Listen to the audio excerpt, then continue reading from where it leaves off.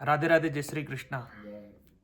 जैसा कि आपने टाइटल देखा है कि यदि यह योग आपकी जन्म पत्रिका में है तो जीवन भर कभी भी आर्थिक तंगी नहीं आएगी, क्योंकि यह शक्तिशाली जो राजयोग है मित्रों, यह निर्धनता से समृद्धि की ओर अग्रसर करता है।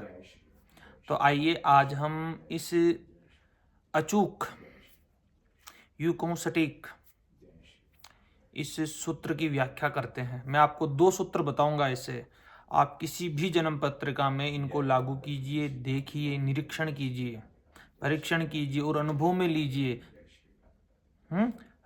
तो पहला सूत्र क्या है? आपका लग्नेश कोई भी हो, आपका लग्नेश कोई भी हो, लग्न आप स्वयं है।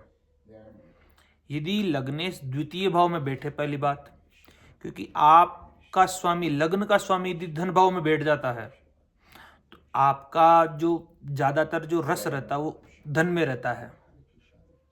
मतलब कि आप उठ करके धन भाव में चले गए कि आपका जीवन भर के अंदर कैसे अर्थ की प्राप्ति करूं, उसी में लगा रहेगा। और धनेश उठ करके लग्न में आ गया तो आपका स्वयं का नेचर अर्थ प्रदान हो जाता है।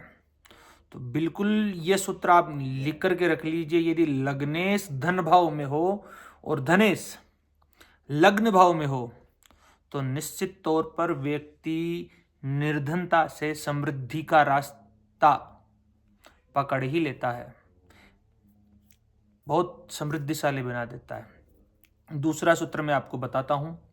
यदि आपकी जन्म पत्रिका में लाभ भाव का स्वामी, जो कि इच्छा पूर्ति का स्वामी होता, लाभ इच्छा पूर्ति है, वहां का स्वामी और धन भाव का स्वामी युति बना लेते हैं, साथ में बैठ जाते हैं, और उस युति पर देवगुरु बृहस्पति की दृष्टि पड़ती है। मित्रों समझिएगा, लाभेश और धनेश इन दोनों का कंजक्शन हो और उस पर जुपिटर, उस युति को जुपिटर देख रहा हो, तो आप यह युति भी बहुत बड़े बड़े धनशाली लोगों की जन्म पत्रिका में पाई गई है।